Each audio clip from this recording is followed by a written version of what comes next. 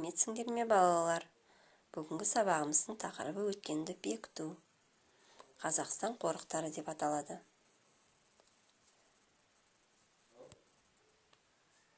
Бүгінгі сабақта сен жақшалы және жақшасыз өрнектердің мәнін табуды үйренесің.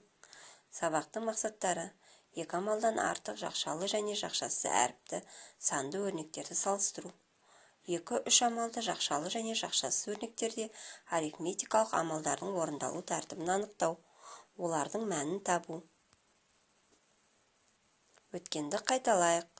Жақшалы өрнектердегі амалдардың орындалу реті: бірінші, жақшаны іші орындалады, одан кейін көбейту және бөлу ретімен орындалады, ал содан соң қосу мен азайту ретімен орындалады. Мысалы, 5 пен 10-ның қосындысын ең алдымен орындаймыз, содан соң бөлу, одан кейін қосуды орындап мәнін табамыз. Оқулығымызды ашып бірінші тапсырмаға қараймыз. Мұнда Қазақстан қорықтарының орны берілген картада. Қорық дегеніміз не еді? Еске түсірейікші. Иә, мұнда елімізде азайып кеткен жануарлар мен өсімдіктерді қорғау үшін Қазақстанда осындай қорықтар ашылған. Бірінші тапсырманың А-сына қараймыз. Қорықшы тікұшақпен қорықты айналып ұшып жүргенде 3 құланды және одан 3 есе артық төлдерін көрді. Құландарға қарағанда төлдердің нешеуі артық? Есепте не белгілі? Иә, құлан белгілі, ал төлдері белгілі ме? Жоқ, белгісіз.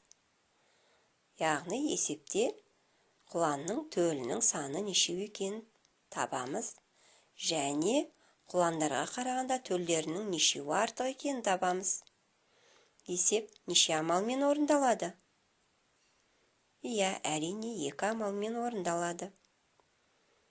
Әсі. Көлде 18 аққу жүзіп жүр, ал қарақу олардан 3 есе кем. Көлде барлығы неше аққу және қарақу жүзіп жүр? Бұл есепте не белгілі балалар? Аққудың саны белгілі ме? Әрине, аққу 18. Ал қарақу ше?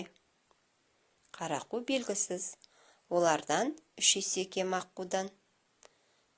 Және біз барлығы неше аққу және қарақу бар екенін табуымыз керек.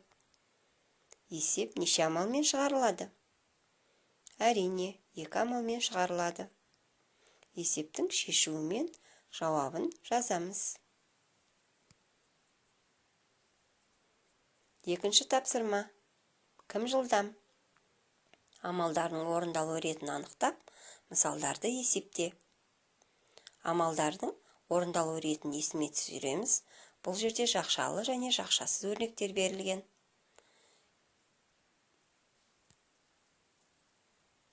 Екі тапсырма. 17-ші бет, 5-ші тапсырма. Өрнектер құрастырып, олардың мәнін есепте. Бірінші өрнекте көбейту, содан соң қосу орындалады. Ал екінші өрнекте бірінші бөлу, азайту және үшінші көбейту орындалады.